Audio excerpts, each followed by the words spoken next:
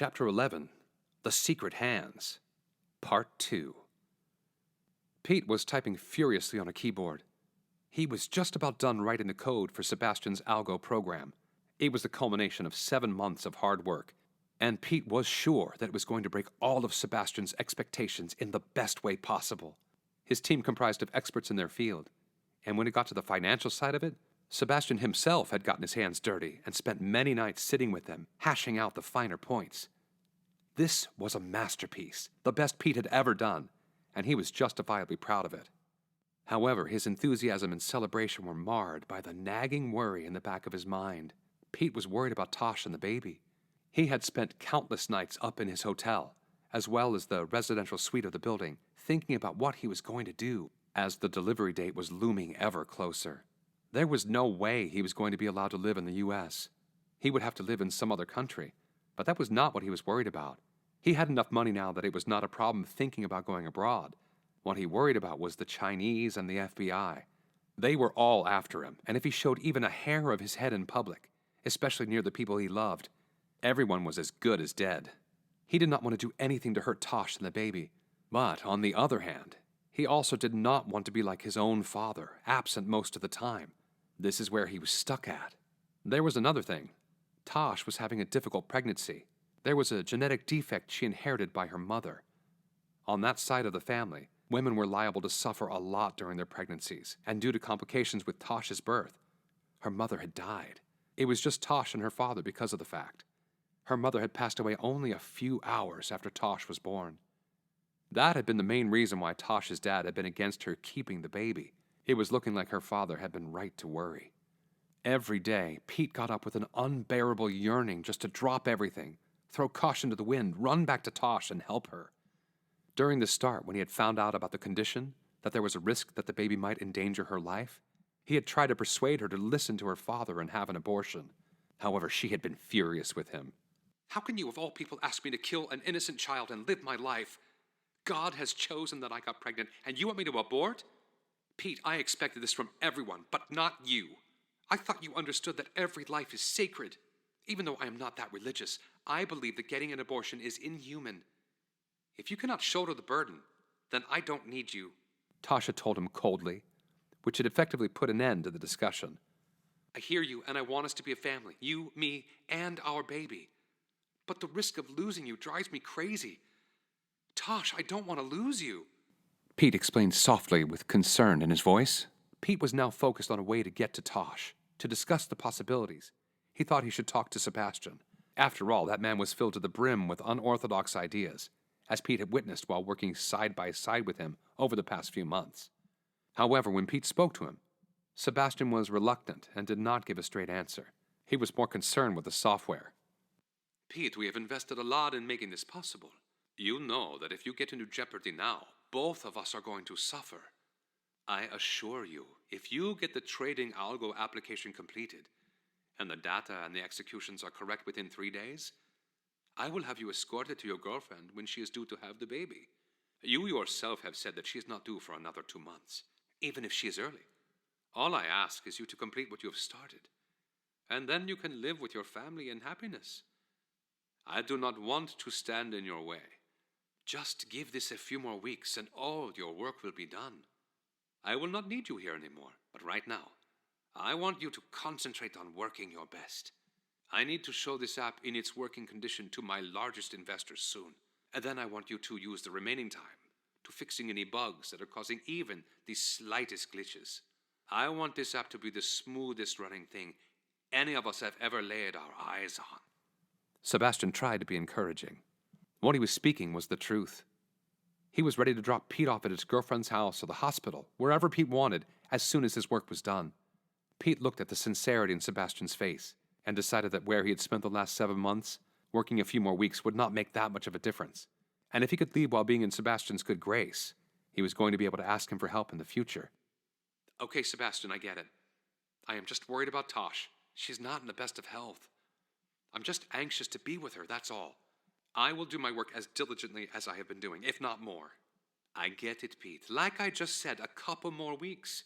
And then it would all be out of your hand, and you can prepare for the baby's arrival. Being a father, That is gonna be an adventure, eh? Sebastian tried to bolster Pete's spirit. Pete gave a smile that was in equal part excited and anxious for what was to come. A baby! He got back to work with thoughts of becoming a father running rampant in his mind. Yes, he had a lot of worries, too. How was it going to be like? To him, it still felt surreal that soon there was going to be a tiny little human in his life to love and take care of. It was already decided in his mind that he was going to be responsible for the baby's welfare. He had decided that as soon as he had found out that he was going to be a dad, that he was not going to be like his own father. He was not going to be absent from his child's life. He was going to always be there, and he would make sure that his child was taken care of, provided for, and loved like every child deserves.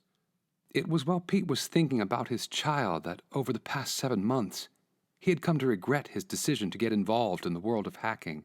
He was going to have a family, and the trouble he was having in his head was seeming even more dangerous as a child had entered the equation. He had no idea how he was going to deal with the Chinese, let alone the FBI cybercrime division. It was all just so much for Pete to process. He decided that he was going to call Tosh as soon as he was done with the app. He also decided that he was not getting any sleep until he was done with the work.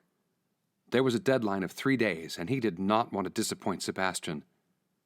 He was never going to like that man, but over the course of 7 months, he had come to respect the man's work ethic. "Baby, I just want to be with you." Pete was on the phone with Tosh. He was happy and sad at the same time, the two emotions opposing inside him. He was happy that he had kept his word with Sebastian and completed the app with time to spare. Before Sebastian's presentation was due, he was sad because he was still not with Tosh, and she had not been feeling well recently. Tosh had just finished telling him that she had to see the doctor because she had been feeling very lethargic lately. She had been suffering severe cramps and nausea for a couple of days. At this point in her pregnancy and condition, she couldn't stand, do, and eat anything except chicken soup. It was the same dish Pete made for her once in his apartment when she had been feeling a little under the weather. She was standing with him in the kitchen while the lovable man was making the soup. Today, when he called, she informed Pete that it was the only thing the baby liked, and anything else made her want to puke, so she could not have anything else. This had resulted in the doctor prescribing a lot of vitamin tablets for her, as she was not getting a lot of nutrients from a diet of just chicken soup. "Oh, by the way, Richard's sister came over," Tosh said, as she did not want Pete to dwell on the fact that he was not with her. And it worked. Pete was caught completely off guard. "What? What did she want? What did she say to you? Darling, you have to stay away from her. She was a bad influence on Richard. She was asking about Richard's friends. She said that no one had been in to visit him in prison, and Richard took the rap for all his friends, and the investigation is over, and he just wanted to see his friends. She must have thought we were stupid. I know the police are looking for you, and she came here asking why you didn't visit. Don't worry, babe. I won't fall for her act. However, what I could piece together from my last interview with the police, I think Richard did not go to the police himself. They caught him at the bank. He was trying to betray us, but the police caught him because they were already there. I think we were under surveillance before he even decided to do the job by himself. I have been thinking the same thing, for there was no reason for them to be there at the bank otherwise. Although I do not know how they got the tip off. Was it the Chinese, you think? No, not them, babe. Why, I don't think they would crash their own operation. If they wanted to sabotage the operation for some reason, they might have figured that you would either be caught or be on the run like you are right now. They stand to gain nothing. No matter how good we were, we posed no threat to the Chinese. That is true. Then the only other thing I can think of is the Super Bowl. God, we were freaking stupid to try that shit, Pete said with agony in his voice. He knew that it must be the Super Bowl, for that was the only thing that could have gotten the attention of the Secret Service, the FBI, and Homeland Security all at the same time. Other jobs that they had pulled were too minor to get the attention of even the dean of their college. Who would have leaked that you pulled the Super Bowl job? It could not have been the football team. They stood to lose a lot too if something went wrong. I know, but there were too many people at that time who were in on the thing. We were careless. How much do you think they know? Do you think Richard will spill the beans? Pete asked Tosh after a while of silence. I don't think they know where you, Sosh, or Logic are.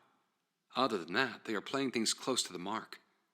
I have not been able to put together much more than what I've already told you, babe. So when are you going to the doctor? Pete asked Tosh, trying to change the subject. Oh, I just went yesterday. I have been meaning to tell you. I just got a hold of you today. Wait, I have something to show you. I am sending you a picture. Tell me what you think about it. Pete looked at the file she sent over to him and realized after looking at the black and white picture that it was a sonogram of the baby. Oh my God. Pete was speechless. I know. The doctor asked me if I wanted to know the gender of the baby, but I said that I wanted it to be a surprise. If you want to know, I can have the nurse send me the file and forward it to you. No, babe. I want to find out when you do. Pete was still looking at the picture on his screen. It was amazing to him how he could fall in love so deeply. He was just seeing the silhouette of his baby. It was a reflection of sound waves, not a real picture in which he could see the features. He had never been aware of this side of himself. After talking some more about her health, Tosh and Pete said goodbye to each other. His mind was even more made up that he was going to go and meet his family. He wanted to be there when his child was born. That was his final decision. The Chinese and the feds could go to hell. After Pete was done talking to Tosh, he was trying to figure out how he would manage to sneak into the hospital. While he was doing that, he accessed the dark web from his workstation at the office and opened his account on it. He was surprised to find out after looking at the logs that it was frequently accessed and that it had been recently opened.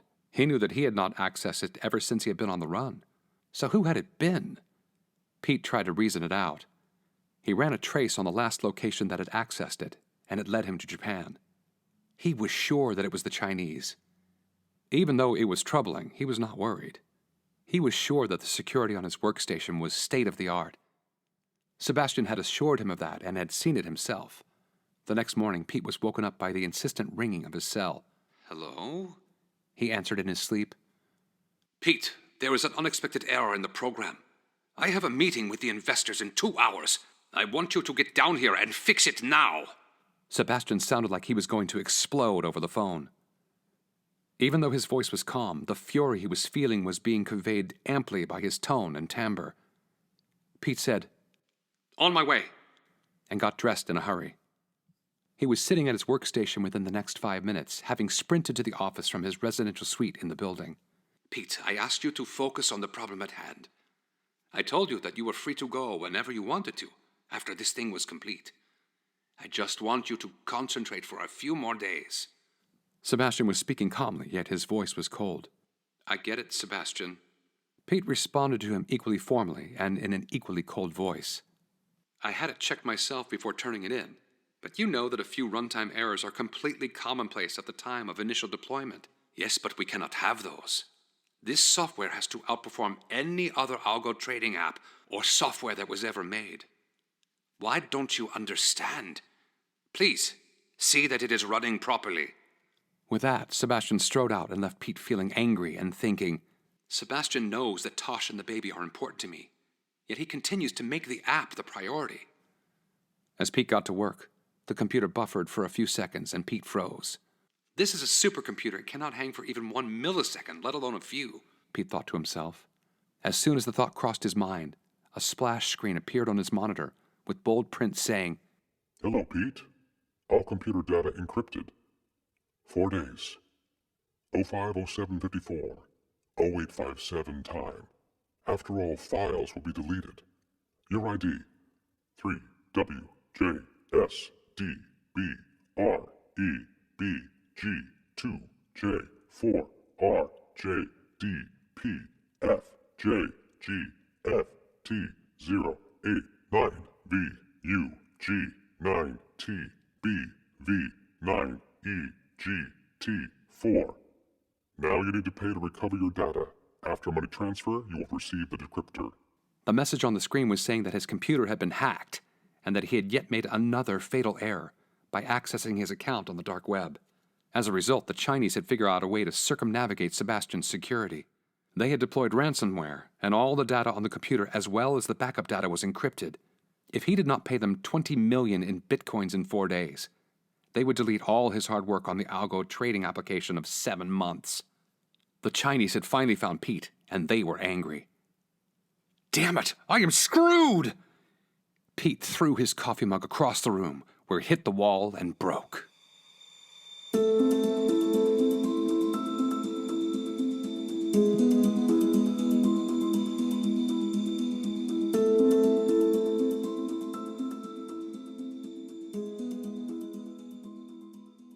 Please pick up the second book, Rise of the CEOs and We Are Back, from the Dark Cumulus series at your nearest bookstore or on Amazon.com.